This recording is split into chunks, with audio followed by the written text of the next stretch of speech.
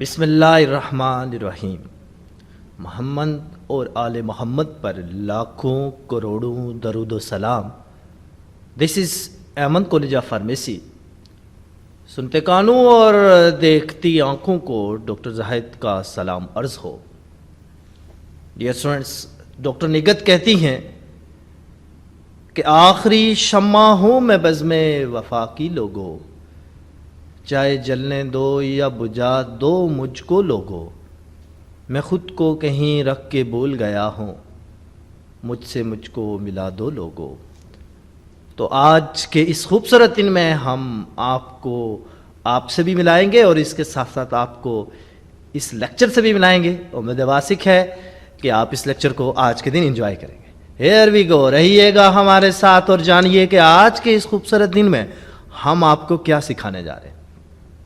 تو dear students, آج کے اس لیکچر کے اندر ہم دو چیزوں کو سیکھیں گے. ایک نفوذی دباؤ اور ہم دباؤ محلول، یعنی اگر میں اس کو تھوڑا سا شارٹ کروں تو ڈیفیوژن کا پروسیس، جیسے انگلش کے اندر کہا جاتا ہے آسمیٹک پریشر، ڈیفیوژن. یہ پورا میں لکھ لیتا ہوں. آپ سیکھیں گے آسمیٹک پریشر. دوسرا اوسموسس کا عمل سیکھیں گے. اور تیسری جو چیز سیکھیں گے آج کے دن وہ ہے ایسڈ بیس سے متعلق، یعنی اسٹرانگ ایسڈ کیا ہے، کمزور ایسڈ کیا ہے، اسی طرح طاقتور بیس کیا ہے اور کمزور بیس کیا ہے. یہ ہم آج کے دن انشاءاللہ اس پورے لیکچر کے اندر ہم سیکھیں گے. ہیئر وی گو، رہیے گا ہمارے ساتھ اور جانیے کہ کیا کچھ آج سیکھنے جا رہے ہیں. تو سب سے پہلے ایز اپنے وعدے کو نبھاتے ہوئے، فرض اور وعدے نبھاتے رہنے چاہیے. زندگی رک ذرا، کچھ فرض نبھانے ہیں، کچھ قرض چکانے ہیں. تو آج ہمارے ساتھ رکیے گا اور جانیے گا کہ ہم کون کون سے فرض اور قرض آپ کے ساتھ چکانے جا رہے ہیں. تو سب سے پہلے جو چیز ہے جو ہم آج سیکھیں گے وہ ہے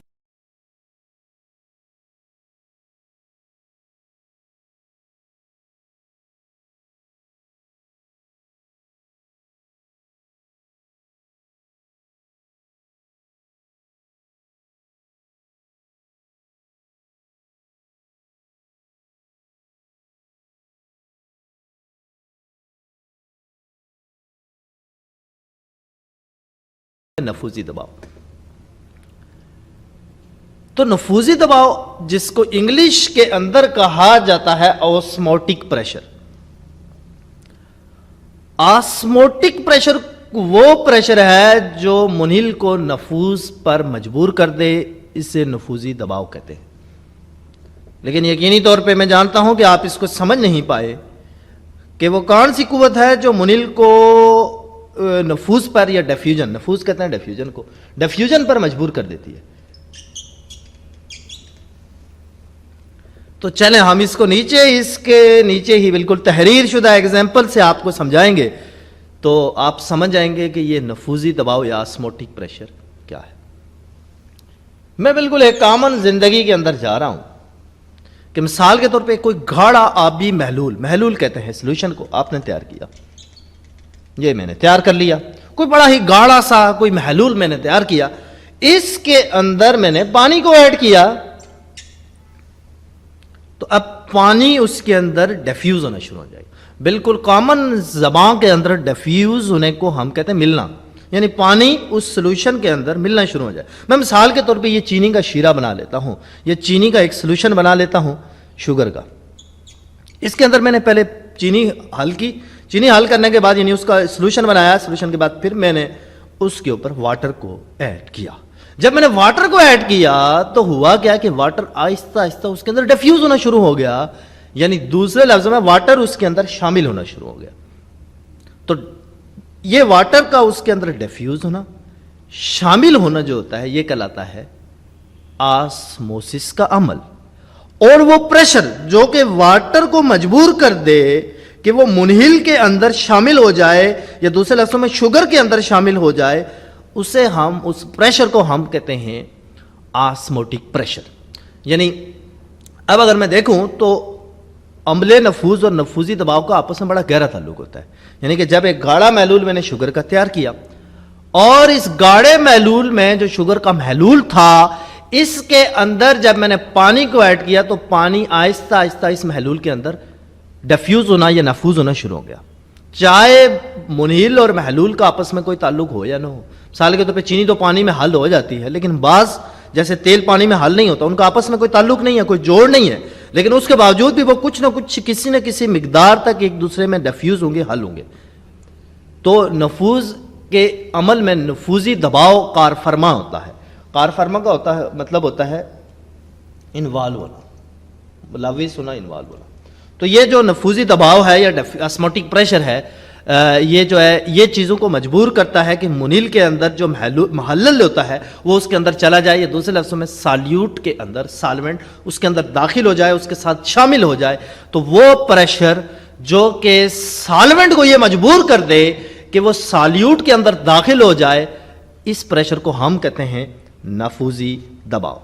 رہیے گا ہمارے ساتھ. ہیئر وی گو، جانتے ہیں اس کو مزید تفصیلات کے ساتھ اور ڈیٹیل کے ساتھ کہ آسموسس کا عمل کیا ہے.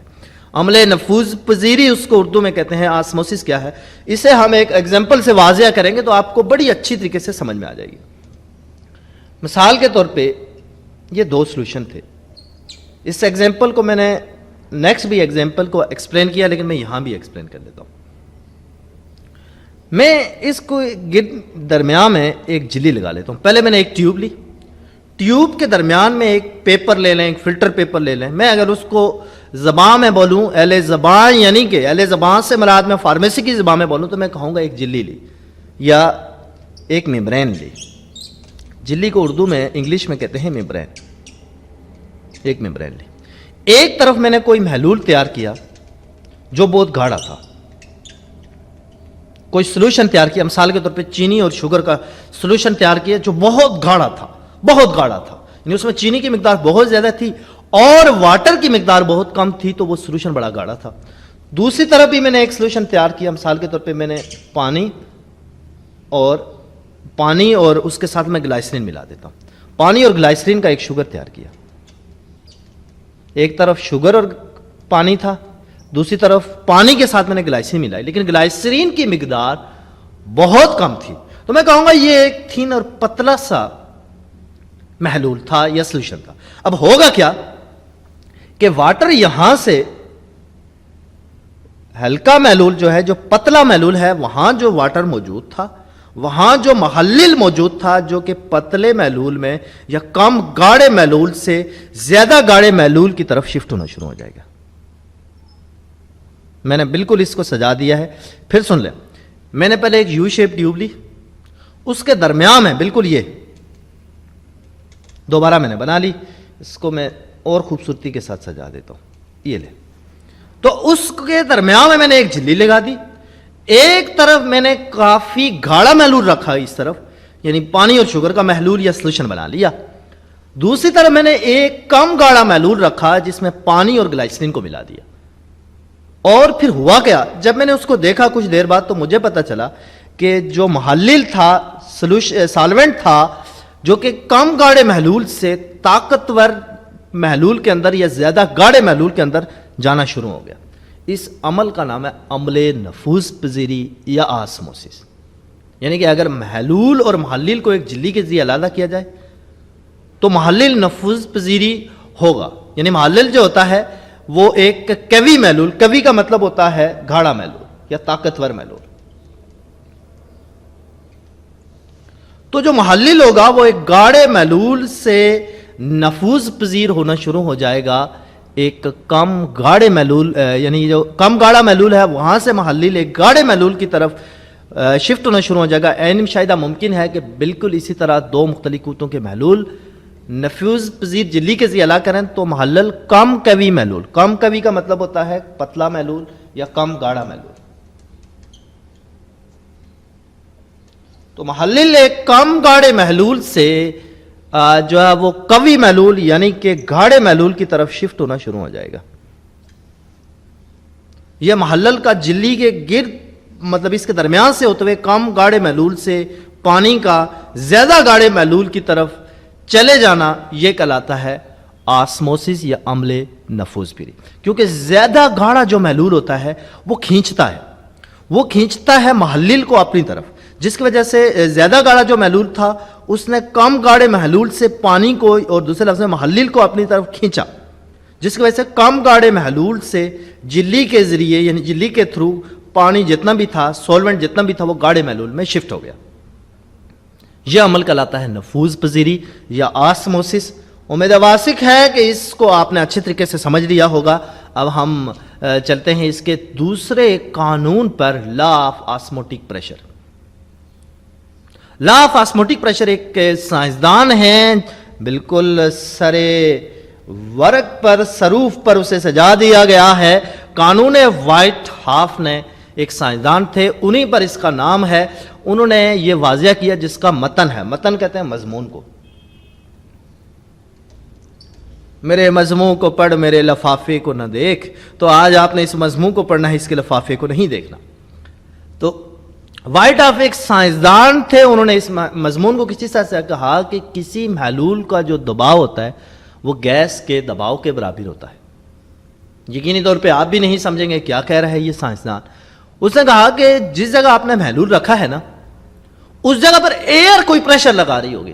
اب ایئر جو پریشر لگا رہی ہے نا، وہ برابر ہوگا کس کے کہ جو منیل کو اس ٹمپریچر پر نفوذ پذیری پر، محلل کو اس ٹمپریچر پر نفوذ پذیری پر مجبور کر دیتا ہے، اور محلول میں جو منیل ہوتا ہے، وہ محلل ہوتا ہے، وہ اتنی ہی جگہ گھیرتا ہے۔ یعنی کہ جو جتنا وہ طاقت لگاتا ہے نا، جیسے کہ میں نے لاسٹ سلائیڈ میں آپ کو بتایا کہ طاقتور محلول جو وہ کھینچتا ہے، کمزور محلل سے کمزور جو سولوشن ہے اس سے پانی کو یا جو بھی اس میں محلل ڈالا ہے، جو بھی اس میں سولونٹ ہے، اس کو کھینچتا ہے۔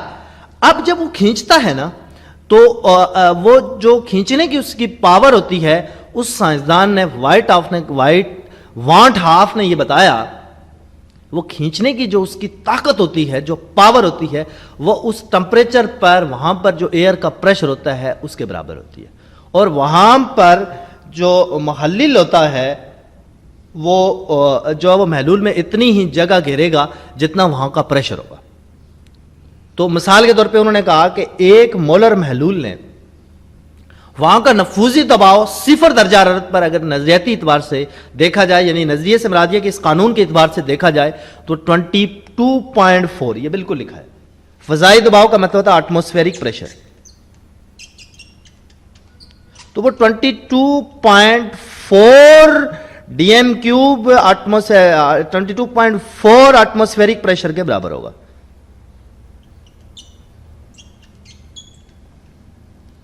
تو اس سے ہم ہلکے محلول کا نفوذی دباؤ اسی بنیاد پر حساب لگا سکتے ہیں۔ پھر تھوڑا قانون کو واضح کروں۔ وانٹ ہاف نے یہ کہا کہ کسی بھی محلول میں جب وہ کھینچتا ہے محلل کو، کسی گاڑے محلول، جو گاڑا محلول ہوتا ہے، وہ کم گاڑے محلول سے جب محلل کو کھینچتا ہے، وہ نفوذ پر مجبور کر دیتا ہے، ڈیفیوز پر مجبور کر دیتا ہے، تو وہ برابر ہوتا ہے وہاں کے ایٹماسفیرک پریشر پر، کہ وہاں کا ایٹماسفیرک پریشر کتنا ہے۔ وہ اسی طاقت سے کھینچے گا جس سے محلول جو گاڑا محلول ہے وہاں اس کے اندر کم گاڑے محلول سے جو ہے وہ محلل شامل ہونا شروع ہو جائے گا، اور وہ برابر ہوگا وہاں کتنا شامل ہوگا، وہ برابر ہوگا وہاں کے ایٹماسفیرک پریشر پہ۔ پھر ہم نے نظریاتی اعتبار سے یعنی اس قانون کے اعتبار سے دیکھا کہ 22.4 جو فضائی دباؤ ہوتا ہے، وہاں ایک مولر محلول کے اندر جو نفوذی دباؤ ہوتا ہے وہ 22.4 ڈی ایم کیوب محلول کو ایک فضائی دباؤ پر مجبور کر دیتا ہے۔ تو یہ تھا وہ قانون وانٹ ہاف کا، جو انہوں نے ہمیں بتایا کہ کتنا محلل شامل ہوگا ڈیفیوژن کے عمل کے دوران، تو یہ ہم نے سیکھ لیا۔ اچھا، اب ہم دباؤ، یقینی طور پہ آپ کے ذہن کے دریچوں میں یہ کوسچن رائز ہوا ہوگا، a burning question strikes in your mind کہ ہم نے یہ پڑھا کیوں؟ ہم نے دراصل اس لیے پڑھا کہ جب ہم میڈیسن سازی کی طرف جاتے ہیں، بینگ آف فارماسسٹ، جب آپ میڈیسن بنانے کی طرف، میڈیسن ڈیزائننگ کی طرف جاتے ہیں، تو اس دوران آپ نے بلڈ کا اور پھر انٹسٹائن میں آپ نے جو ڈرگ پہنچائی ہے اس وقت ان کا، یا پھر انجیکشن کی صورت میں آپ نے نسوں کے اندر، وینس کے اندر جو ڈرگ انجیکٹ کیا ہے، جو انجیکشن انجیکٹ کیا ہے، ان دونوں کا آسموسس کا عمل اور آسموٹک پریشر کو نہایت ہی غور کے ساتھ اپنے مشاہدے کے اندر لانا ہے، ورنہ آپ کے بلڈ اور جو آپ نے ڈرگ دی ہے اس کے اندر اگر ڈیفیوژن میں کوئی فرق ہے، کوئی فرق تناؤ ہے، تو وہ انتہائی باڈی کے لیے نقصان دہ ہوتی ہے. تو وہ ہم اس کے بعد ایک ایگزامپل سے بھی واضح کریں گے، لیکن پہلے ہم دباؤ کا محلول پہلے سیکھ لیں. ہم دباؤ کا محلول کیا ہے؟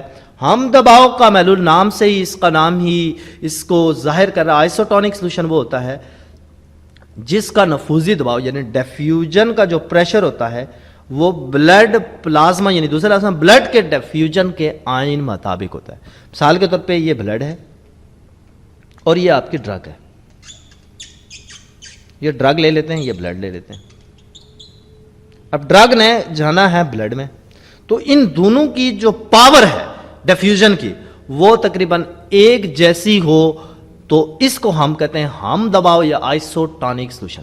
وہ محلول جس کا نفوذی دباؤ بلڈ پلازما کا جو ڈیفیوژن ہوتا ہے یا اس کا جو نفوذی آسموٹک پریشر ہوتا ہے اس کے بالکل آئین مطابق ہو، اس کے برابر میں ہو، ایسے محلول کو ہم کہتے ہیں ہم دباؤ محلول. اور انگلش کی بھاشا کے اندر اسے نام دیا جاتا ہے آئسوٹونک سولوشن.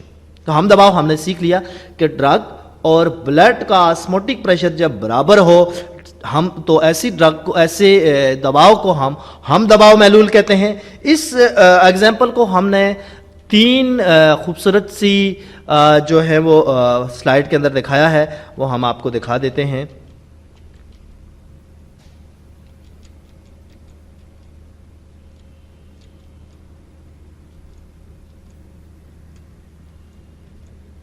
مثال کے طور پہ اس کو میں کچھ یوں واضح کرتا ہوں.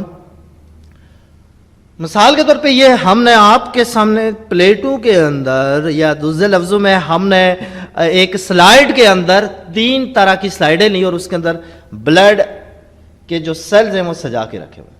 یہ دیکھیں ایک سلائیڈ یہ ہے، ایک سلائیڈ یہ ہے اور ایک سلائیڈ یہ ہے.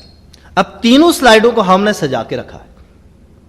تینوں سلائیڈوں میں ہم سلائیڈ نمبر 1 پہ میں لیفٹ سائیڈ پہ آج جا رہا ہوں. پہلے اپنی سنت کے برخلاف لیفٹ سائیڈ سے شروع کرتا ہوں. اگر آپ دیکھیں تو اس میں ہم نے باہر ایک ایسا محلول رکھا تھا جو بہت زیادہ گاڑھا تھا. ایک گاڑھا محلول لیا، اس کے اندر ہم نے بلڈ کے سیل رکھے. تو آپ دیکھیں اس سیلز کی شکل بڑے حد تک چینج ہو چکی ہے. اب ہوگا کیا؟ باہر جو گاڑھا محلول ہے وہ بلڈ کے جو سیلز ہیں ان میں سے تمام پانی کو کھینچ لے گا. جو آر بی سیز ہیں، ریڈ بلڈ سیلز ہیں، وہ اس کے اندر بھی پانی موجود ہے تو وہاں سے پانی کو کھینچ لے گا. چونکہ گاڑھا محلول ہم نے پہلے ہی سیکھا ہے کہ وہ ڈیفیوژن کروا دیتا ہے، وہ پانی کو محلل کو اپنی طرف کھینچتا ہے. اب گاڑھا جو محلول ہے جو جس کے اندر ہم نے اس پلیٹ 1 کے اندر ہم نے آر بی سیز کو سجایا ہے، تو اس میں جو گاڑھا محلول ہے وہ آر بی سیز میں سے پانی کو کھینچ لے گا، جس کی وجہ سے آر بی سی سکڑ جائیں گے، ان کا سائز چھوٹا ہو جائے گا اور وہ ان کی جو شیپ ہے وہ کافی بدل جائے گی اور ان کی شیپ چینج ہو جائے گی. اب نمبر 2 پہ آ جائیں. نمبر 2 پہ ہم نے بی آر بی سی کو ایک ایسے محلول میں رکھا. یہاں باہر پلیٹ کے اندر ہم نے ایسا محلول رکھا ہے جو بہت کم گاڑھا ہے، کم قوی محلول ہے، کم گاڑھا ہے. یعنی دوسرے لفظوں میں باہر محلول جس کے اندر ہم نے آر بی سی رکھے ہیں جس سولوشن کے اندر وہ کم گاڑھا ہے. آر بی سی کے اندر کوئی بھی سولوشن ہے وہ ہم نہیں پڑھ رہے اس سٹیج پہ، وہ زیادہ گاڑھا ہے. تو ہم نے دیکھا کہ باہر سے جو پانی ہے وہ آر بی سی کے اندر جانا شروع ہو جائے گا. چونکہ اب آر بی سی کے اندر گاڑھا سولوشن ہے، آر بی سی کے اندر محلول گاڑھا ہے، تو اس نے باہر جو محلل تھا جو پانی تھا اس کو اپنے اندر کھینچا، جس کی وجہ سے اندر پانی بھرنا شروع ہو گیا. بڑھتے بڑھتے بڑھتے آر بی سی کا سائز بڑا ہو گیا. آر بی سی کا سائز یہاں پر بھی چینج ہو گیا. یہ بالکل ہم نے دیکھا ہے کہ یہاں سے پانی اندر جا رہا ہے. پانی کے اندر جانے کی وجہ سے یہاں پر جو ہے وہ تیزی سے آر بی سی کا سائز بڑا ہو رہا ہے، جس کی وجہ سے آر بی سی کی شکل چینج ہو رہی. تیسرے پہ جائیں، نمبر 3. تیسرے پہ ہم نے ایک آئسوٹونک سولوشن رکھا. یعنی جتنا آسموٹک پریشر جو محلول آر بی سی کے اندر تھا اتنا ہی محلول گاڑھا جو تھا وہ آر بی سی کے باہر بھی تھا. یعنی دونوں طرف ہم نے کیلکولیشن کر کے ایسا محلول تیار کیا کہ آر بی سی کے اندر جتنے محلول کی اسٹرینتھ ہوتی ہے، طاقت ہوتی ہے، اتنا ہی آر بی سی کے باہر بھی ہے. اب دونوں جگہ اسٹرینتھ ایک جیسی ہے. اب ہوگا کیا کہ باہر سے جو پانی ہے وہ نہ اندر جائے گا آر بی سی کے اندر اور نہ آر بی سی کا جو پانی ہوگا، جو واٹر ہوگا، جو محلل ہوگا وہ نہ باہر آئے گا. اس سے آر بی سی کی شکل برقرار رہے گی. تو یہ ایک تجربہ ہم نے کیا کہ تجربے میں ہم خون کے جو سرخ ذرات تھے آر بی سی تھے، پہلے ہم نے ان کو کم دباؤ والے محلول کے اندر رکھا زیادہ دباؤ والے محلول میں ڈالا. زیادہ دباؤ والے محلول میں دیکھا کہ نفوذی دباؤ زیادہ ہونے کی وجہ سے اندر کا آر بی سی کا پانی باہر آیا, آر بی سی سکڑ گئے اور بد شکل ہو گئے, یعنی ان کی شکل چینج ہو گئی. دوسری نمبر سلائیڈ پہ ہم نے خون کے جو سرخ ذرات تھے وہ کم دباؤ والے محلول میں رکھے, یعنی باہر محلول کا دباؤ کم تھا, جس کی وجہ سے باہر سے پانی تیزی سے آر بی سی کے اندر آ گیا, اور آر بی سی کے اندر جب وہ آیا تو آر بی سی کی شکل میں, آر بی سی کے اندر پانی کے زیادہ آنے کی وجہ سے یہاں بھی آر بی سی کا جو ہے وہ شیپ چینج ہو گئی, اور شکل آر بی سی اپنی کھو گئے ہیں, ان کی شکل ویسی نہیں رہی. آخر کار وہ ایک وقت ایسا آئے گا کہ وہ اپنے اندر پانی بڑھتے بڑھتے وہ بلاسٹ کر دیں گے, وہ پھٹ جائیں گے اور وہ ختم ہو جائیں گے. اب ہم تیسری پلیٹ کی طرف بڑھے, جب ہم تجربہ نمبر 3 پہ ہم نے دیکھا خون کے جو سرخ ذرات تھے ہم نے اسے ہم دباؤ یا آئسوٹونک سولوشن کے اندر رکھا, تو اس دوران نہ آر بی سی کا پانی اندر آیا, آر بی سی کا پانی نہ باہر گیا, نہ باہر سے محلول کا پانی اندر آیا, جس کے نتیجے میں آر بی سی اپنی شکل برقرار رکھ پائے, ان کی شکل میں کسی قسم کی کوئی چینجنگ نہ ہوئی. تو یہ ایک تجربہ تھا جس میں ہم نے دیکھا کہ کس طریقے سے محلول کے اوپر جو ہے وہ آسموٹک پریشر باڈی کے اندر متاثر کرتا ہے یا باڈی اس کو متاثر کرتی ہے. اب ہم اس کے دوسرے مرحلے کی طرف بڑھتے ہیں, تھیوری آف آرہینیو کی, یعنی برک پارگی کا آر یو کا نظریہ. آر یو کا نظریہ آج ہم سیکھیں گے. اس نے کیا کہا, چونکہ میں نے کہا کہ پہلے نمبر پہ ہم دیکھ رہے ہیں محلول ہم دباؤ, آسموٹک پریشر اور آسموسس کے عمل کے. دوسرے نمبر پہ ہم اب تیزاب کو سیکھنے جا رہے ہیں اور اس کو بھی باڈی سے کو ریلیٹ کریں گے کہ آیا باڈی کے ساتھ ایسڈ بیس کا کیا ریلیشن ہے. آنے والے لیکچرز میں ہم اس کو ریلیٹ کر کے آپ کی خوبصورت سماعتوں تک پہنچائیں گے. تو سب سے پہلے برک پارگی یا آیونائزیشن کا آر یو کا نظریہ سیکھیں گے. برک پارگی کہتے ہیں آیونائزیشن. تو آیونائزیشن کا جو آر یو کا نظریہ وہ سیکھیں گے. آیونائزیشن میں آر یو نے یہ کہا تیزاب اور الکلی, الکلی کہتے ہیں بیس کو یا احساس کو, یہ بھی ہم سیکھیں گے آگے بیس کیا ہے اور احساس کیا ہے. بس یہاں ہم تھوڑا تیزاب اور بیس کے نام سے واقفیت حاصل کریں گے, تو انشاءاللہ ابھی 2-3 منٹ کے بعد ہی ہم آپ کو اس کی ایگزیکٹ تعریف کی طرف بھی لے کے چلیں گے. تو آر یو نے یہ کہا کہ تیزاب, الکلی اور نمکیہ تینوں کے اگر محلول میں جو کلیکٹیو خاصیت پر محلول ہوتا ہے اس کو 7 اگست نے ظاہر کیا, یعنی کہ 7 اگست ایک سائنسدان تھے, اس نے یہ کہا کہ یہ اجزاء یا یہ جو کمپوننٹ ہیں جب ان میں سے بجلی گزاری جائے تو 2 طرح کی باتیں ہیں کہ وہ چیزیں جن میں سے بجلی گزرے وہ بجلی کے اچھے موصل ہوتے ہیں. موصل کا مطلب ہوتا ہے کنڈکشن آف کرنٹ.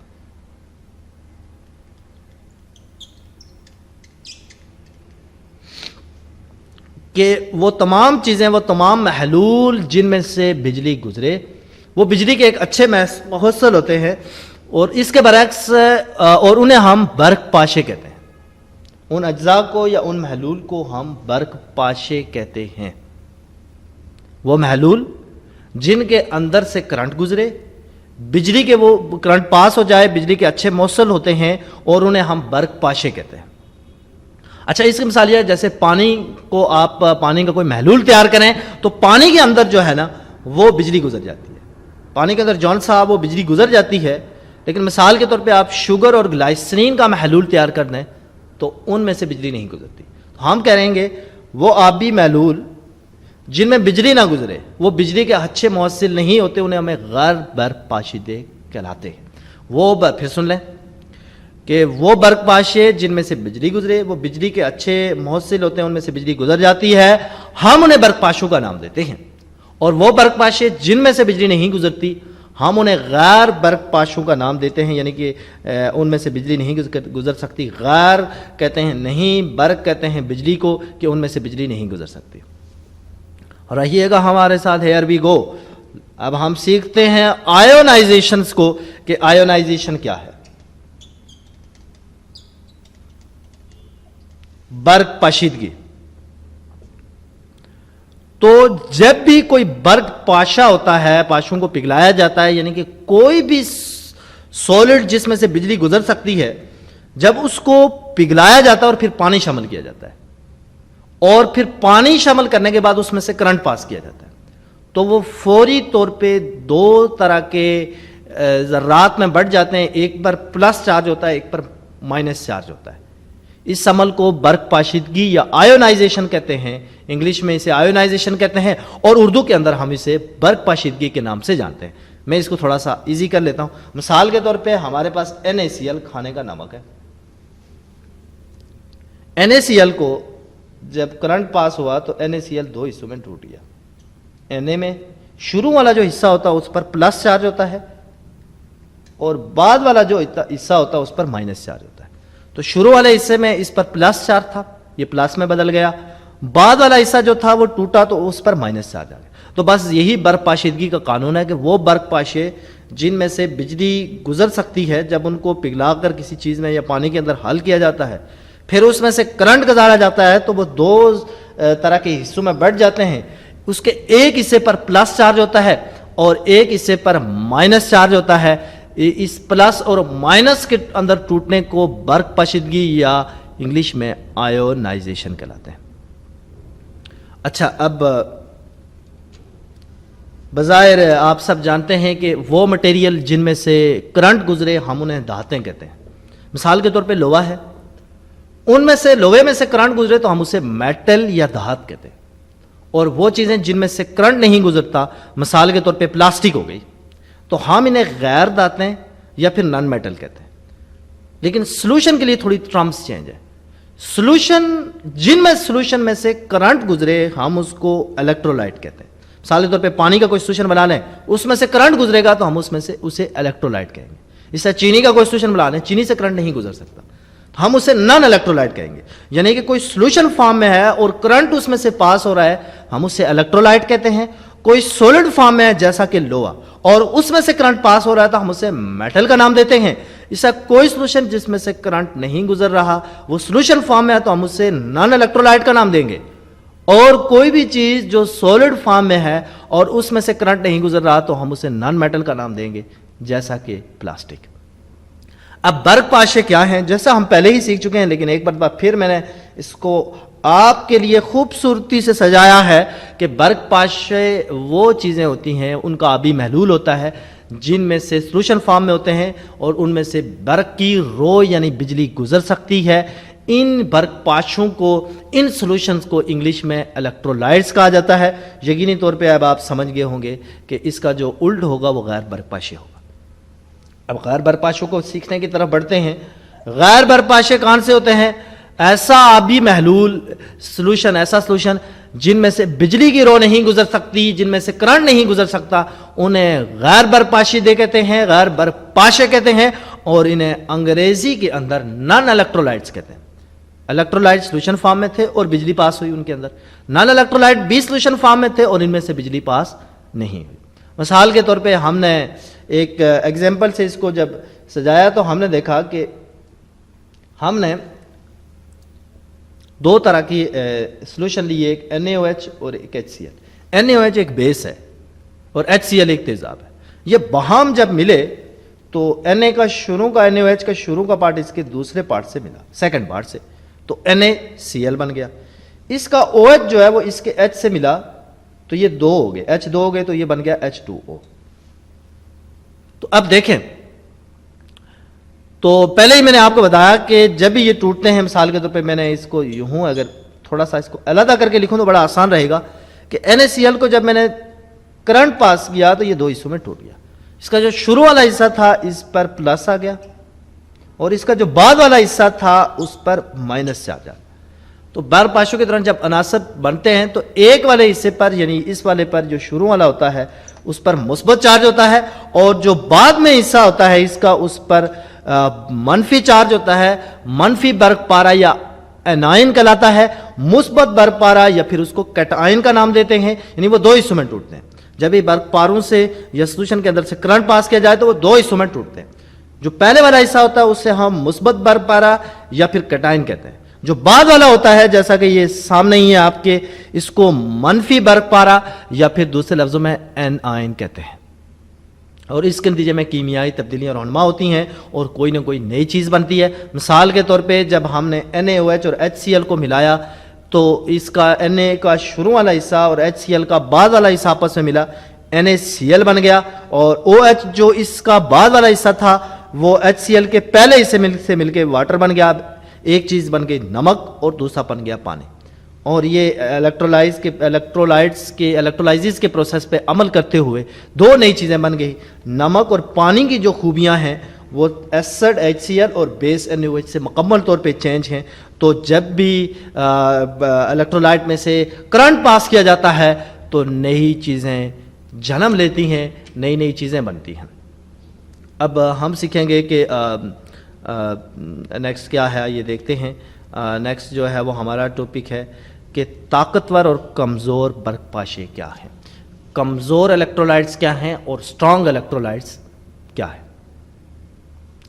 تو برق پاشے جو ہوتے ہیں یا الیکٹرولائٹ جو ہوتے ہیں, کمزور یا طاقتور کا تعین ہونے کا تعلق ان سے برقی رو گزرنے کا ہے. آپ کی جو خوبصورت زندگی ہے اس میں آپ نے اس چیز کا بغور مشاہدہ کیا ہوگا کہ مثال کے طور پہ میں لیتا ہوں ایک سٹیل کی تار لے لیتا ہوں اور ایک تانبے کی تار لیتا ہوں, یا ایک لوہے کی تار لے لیتا ہوں, ایک تانبے کی تار لے لیتا ہوں. تو لوہے کی جو تار ہے, وائر ہے, اس کے اندر سے کم کرنٹ گزرتا ہے, اور جو تانبے کی یا کانسی کی تار ہے اس کے اندر سے کرنٹ زیادہ پاس ہوتا ہے.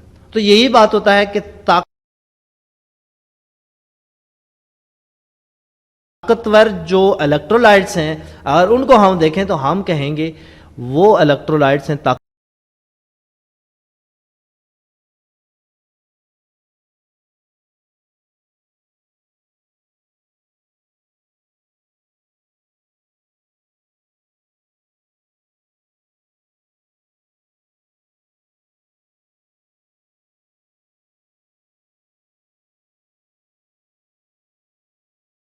طاقتور برق پاشے وہ ہیں جو مکمل طور پر اپنے اندر سے کرنٹ پاس کریں, وہ طاقتور برق پاشے کہلائیں گے, اور اس کا اپوزٹ کمزور برق پاشے ہوں گے.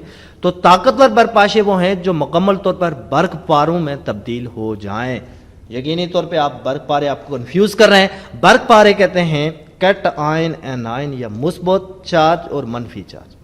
یعنی جب بھی ان کے اندر سے کرنٹ پاس کیا جائے, ہم پہلے ہی سیکھ چکے ہیں, وہ دو حصوں میں ٹوٹ جاتے ہیں. ایک حصے پر مثبت چارج آ جاتا ہے, دوسرے حصے پر منفی چارج آتا ہے. تو طاقتور برق پاشے وہ ہیں جو دو حصوں میں ٹوٹ جاتے ہیں, ان میں سے ایک حصے پر مثبت چارج ہوتا ہے اور ایک حصے پر منفی چارج ہوتا ہے. اور کمزور برق پاشے اس کے الٹے ہیں, الٹ ہوگا, یعنی کہ جب اس میں سے کرنٹ پاس کیا جائے تو وہ مکمل طور پر مثبت اور منفی چارج میں نہیں ٹوٹتے, وہ کمزور الیکٹرولائٹس یا کمزور برق پاشے کہلاتے ہیں. تمام نمکیات, غیر نامیاتی تیزاب یعنی کہ ان آرگینک ایسڈ جو ہیں, اس کے علاوہ تمام طرح کے احساس بیس جو ہیں وہ طاقتور برق پاشے یعنی اسٹرانگ الیکٹرولائٹس ہیں. وہ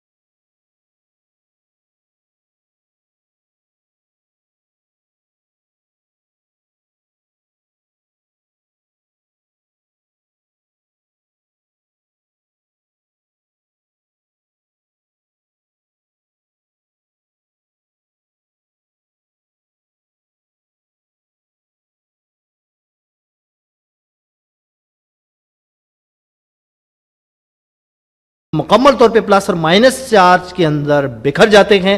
مثال کے طور پہ نائٹرک ایسڈ بڑے خوبی سے آگاہ ہوں گے, سلفیورک ایسڈ, ہائیڈروکلورک ایسڈ, یہ اور اس کے علاوہ اپنا یہ جو ہیں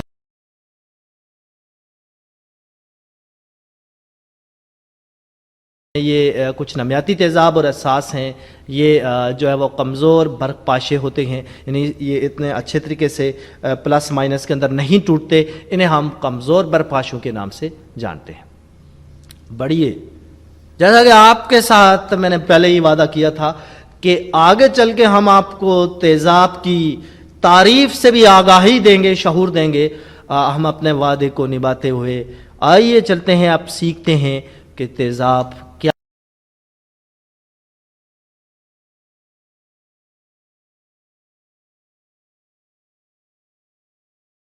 چیز ہے. اس تیزاب کے متعلق آپ کو رہنمائی دیے چلتے ہیں. ہم آپ کو ناراض نہیں کرنا چاہتے.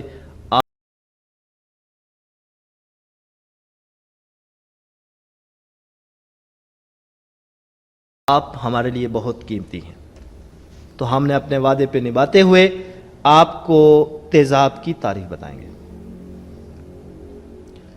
تیزاب اگر بہت ہی کامن زبان میں کہا جائے, تیزاب ہر وہ چیز ہے جس کا ذائقہ ترش یعنی کھٹا ہوتا ہے.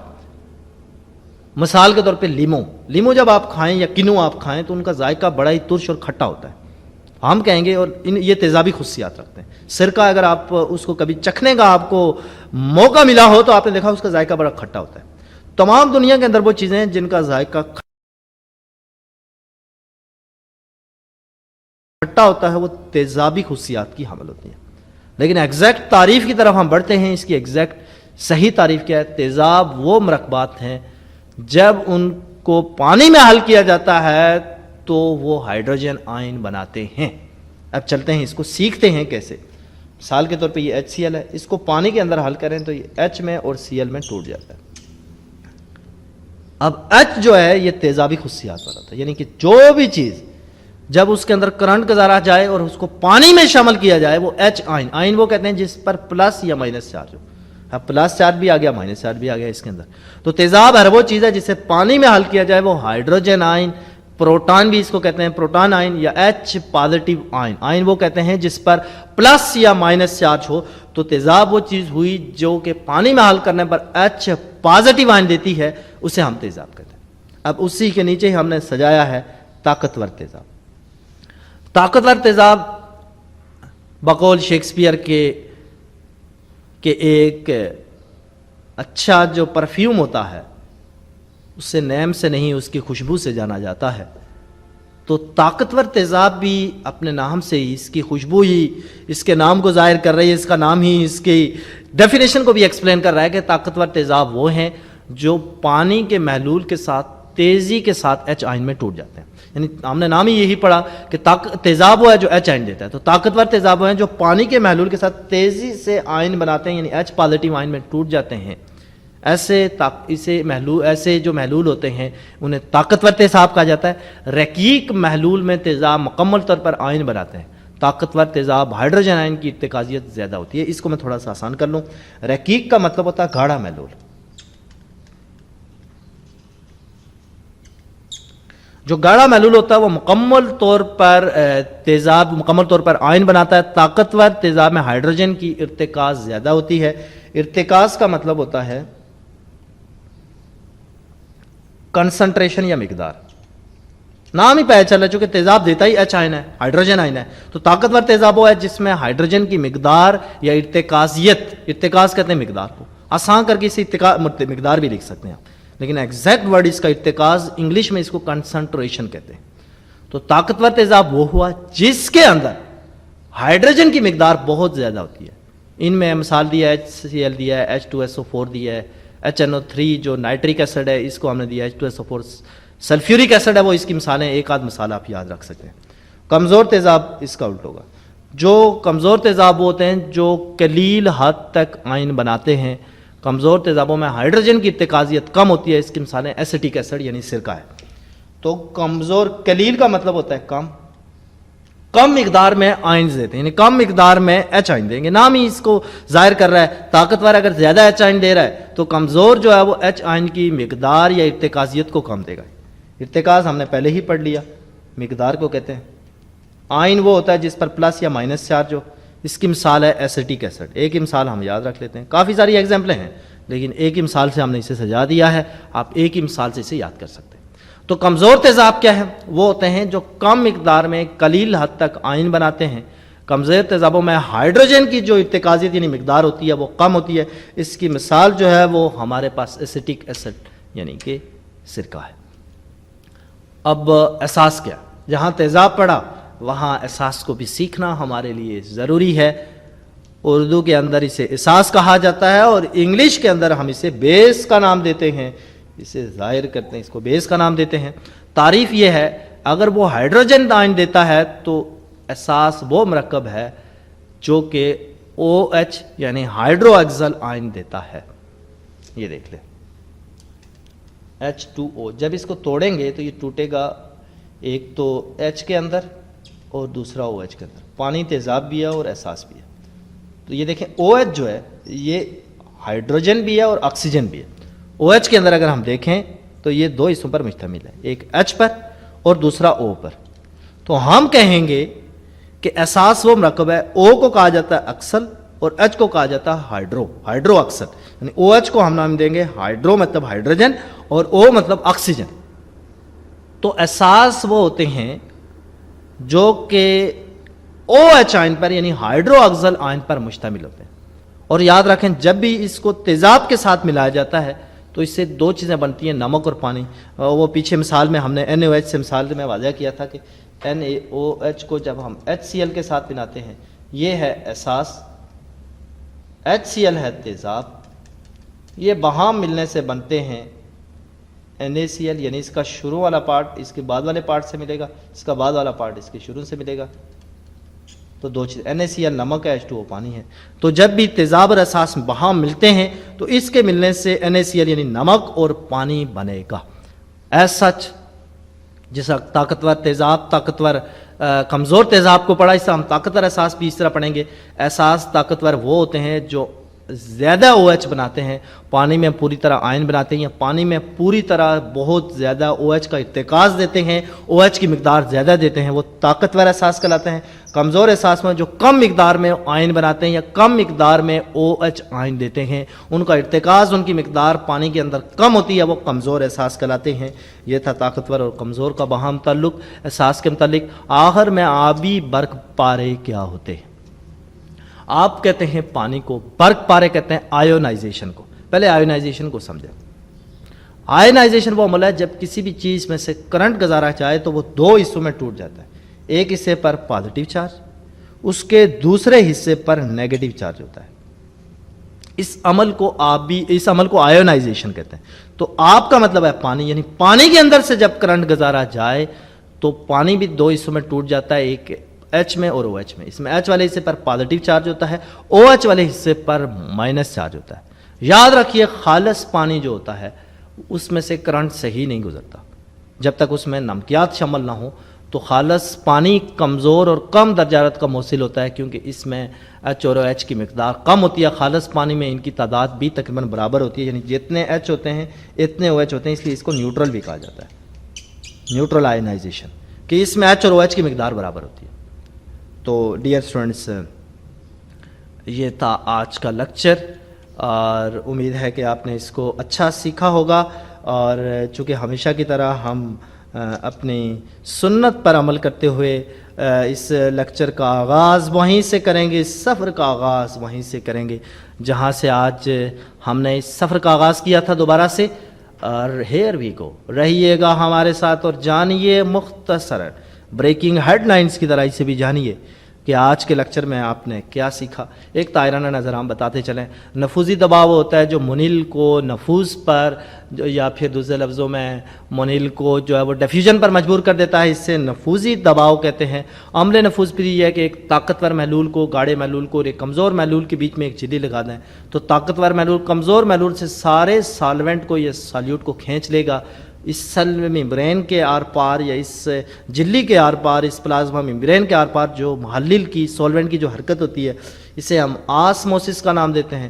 قانون برائے نفوذی دباؤ کو وانٹ ہاف نے اس طرح سے بیان کیا کہ یہ جو محلل کھینچ رہا ہوتا ہے اس کے اندر کتنا محلل آئے گا مونیل کے اندر، وہ اس جگہ کے ٹمپریچر کے برابر ہوتا ہے کہ وہاں کتنا اس وقت ٹمپریچر ہے۔